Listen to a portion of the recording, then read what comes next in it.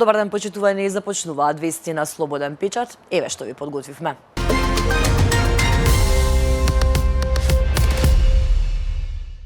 Поранешниот премиер и бегалец Никола Груевски, пренесувајќи ја новогодишната атмосфера од Будимпешта, им посвети ново писание на лидерот на СДСМ Венко Филипче и на екс-премиерот Зоран Заев. Груевски во реферат на Фејсбук ги обвини дека едно зборувале дома, а друго правеле надвор, повторувајќи се дека и двајцата се воделе исклучиво од финансиски интерес. Прилично етички, морално и честно. Од овие два лика кои што уште се силат, се закануваат, напаѓаат, навредуваат, лажат и глуметарат до безсвест, убедени дека никој ништо не им може. А да сака ојао да го истражи ова, многу лесно може да започне и со успех да заврши истрагата. Затоа што сето ова не е само лажење на народот, на што сме одамна навикнати од вакви ликови, туку и манипулирање со поголеми суми на пари, чие потекло тешко ќе се докаже, пишува Груевски. Напиша и дека со партизите ништо не демантирале, туку раскажале измислици за него.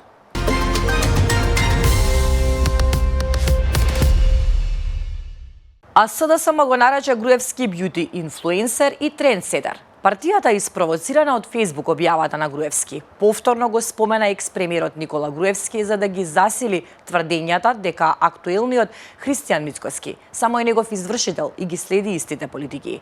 Денес тој гений е сместен удобно во срцето на Европската унија, токму таму каде што никогаш не сакаше да ја однесе Македонија. Како ли само дише европски воздух без да се задуши од иронијата?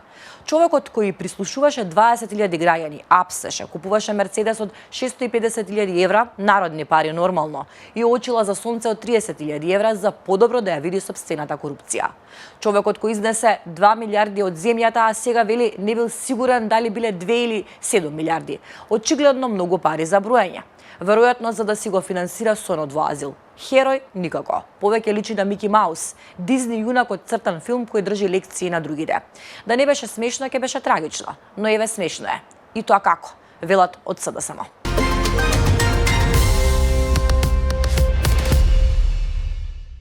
Сообраќајот на државните патишта се одвива непречено, но по влажни коловози. Намалена видливост до 50 метри е забележана на планинските превои Ѓавато, Плетвар, Стража и Крушево, информираат од јавното предпријатие Македонија Пат.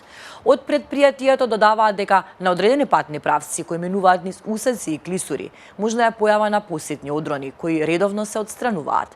Македонија Пат апелира до возачите да управуваат внимателно, да ја почитуваат поставената сообраќајна сигнализација и да ја прилагодат брзината кон условите на патот.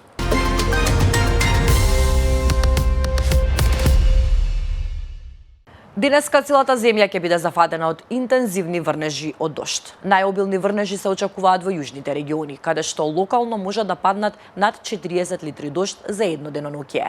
На планините над 1700 метри дождот ќе преминува во снег. Ќе дува слаб до умерен ветер од северен и североисточен правец. Во Скопје времето ќе биде облачно со повремено пообилни врнежи од дожд, а дневната температура ќе достигне околу 9 степени.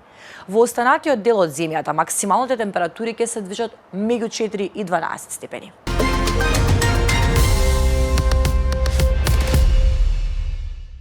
Благодарение на брзата и ефикасна интервенција, пожарот што вчера избувна во стара куќа, лоцирана на улица Самуилова, во непосредна близина на црквата Свети Спас, во старата Скопска чаршија, синоќа беше ставен под контрола и нема опасност од негово проширување на соседните објекти, извести директорот на Центарот за управување со кризи Мухамед Али. Причината за избувнувањето на пожарот засега не е позната. Екипи на Министерството за внатрешни работи ќе извршат увид на местото на настанот за да ги утврдат околностите и причините што довеле до пожарот. На местото на настанот веднаш интервенираа противпожарни екипи од Скопје.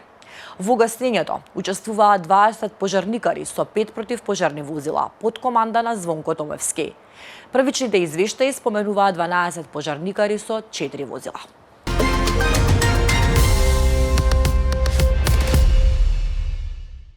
Мицкоски се гледа на власт најмалку до 2030 година.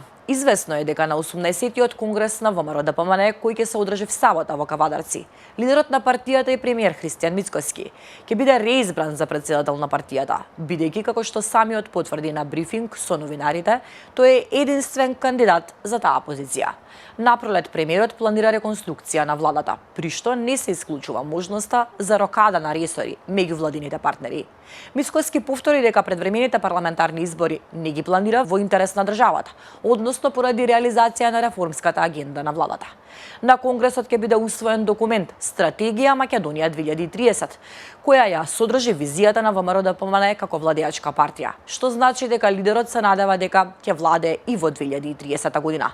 Партиската и државната програма се опфатени во документот што ги поставува и столбовите врз кои, според партијата, ќе се темели иднината на Македонија. Темата е на Мариела Трајковска.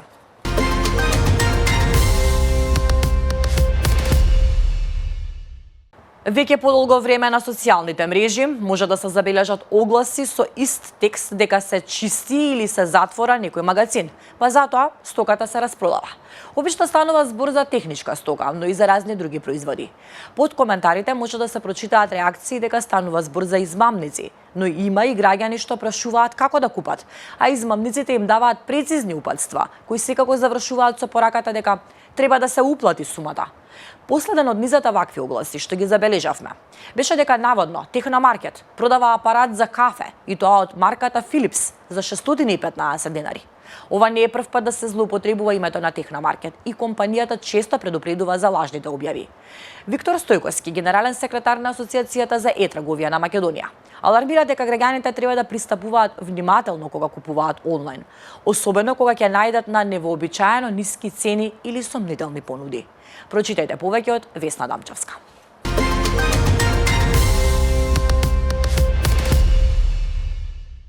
Вкупно 8 индивидуални тужби од граѓани кои платија повисока цена за полисите за автоодговорност досега се поднесени преку правната служба на Организацијата на потрошувачи.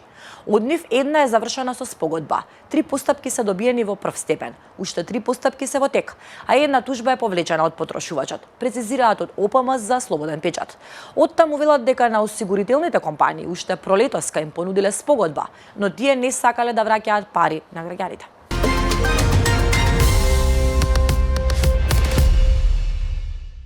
Собранието вчера вечер беше осветлено во портокалова боја по повод светската кампања 16 дена активизам против родово базирано насилство, која се одбележува на глобално ниво и представува повик за акција и солидарност со жртвите. Председателот на Собранието Африм Гаши преку објава на Facebook истакна дека овој потек не е само визуелен символ, туку јасна и моќна порака, дека највисоката представничка институција цврсто стои на страната на секоја жена и девојка.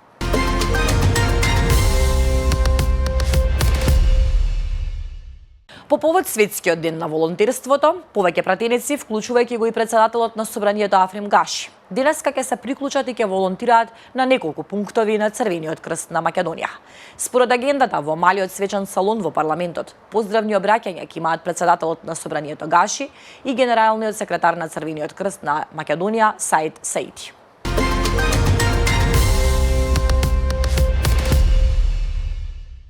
Бурата Бајрон, што ја погоди Грција, предизвика затворање на многу училишта, поплавени патишта. Рано утрово, националниот автопат Атина Коринт беше затворен во еден дел поради лизгање на земјиштето и на собраната вода, објави Катимерини. Обилните дождови доведоа и до поплавување на други патишта, а има и откорнати дрвја во неколку области. Надлежните служби на министерствата се ставени во зголемена готовност. Поради бурата, денеска нема да работат училиштата во регионот Атика, како и на островот Родос, објавија грчките власти.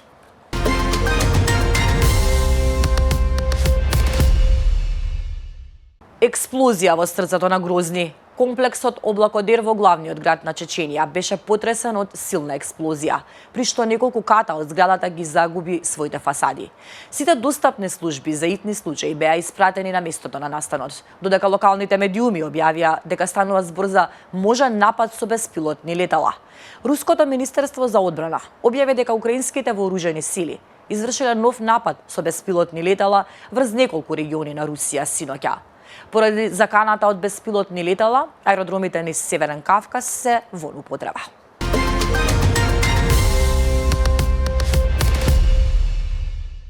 Околу 300 срни и елени се спасени во рускиот регион Новосибирск, откако раниот студ и прераната зимска миграција ги затекнала на целосно замрзнати езера, каде животните не можеле ниту да се исправат, ниту да се движат по лизгавиот мраз. Наместо да продолжат кон шумските подрачја, срните останале заглавени на голите ледени површини, лизгајки се и беспомошно лежејки со часови. Прво помогнале локалните рибари, кои лично извлекле десетици заглавени животни и го снимиле драматичниот спасувачки напор. На снимките се гледаат луѓе како внимателно ги носат исплашените срни по мразот, обидувајќи се да ги одвлечат од опасните површини, додека животните се обидуваат да се исправат.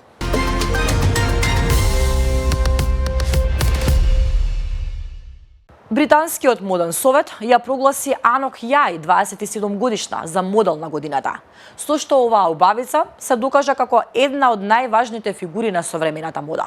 Убавата манекенка и жива кукла, како што ја нарекуваат, со ова го зацрсти своето место во модната индустрија и покажа дека пред неа е блескава кариера. Анок е родена во Каиро, Египет, додека незиното семејство бегало од Судан, а подоцна се преселиле во Америка и започнала нов живот. Фотограф случајно ја открил, ја фотографирал, а потоа незините објави станале вирални.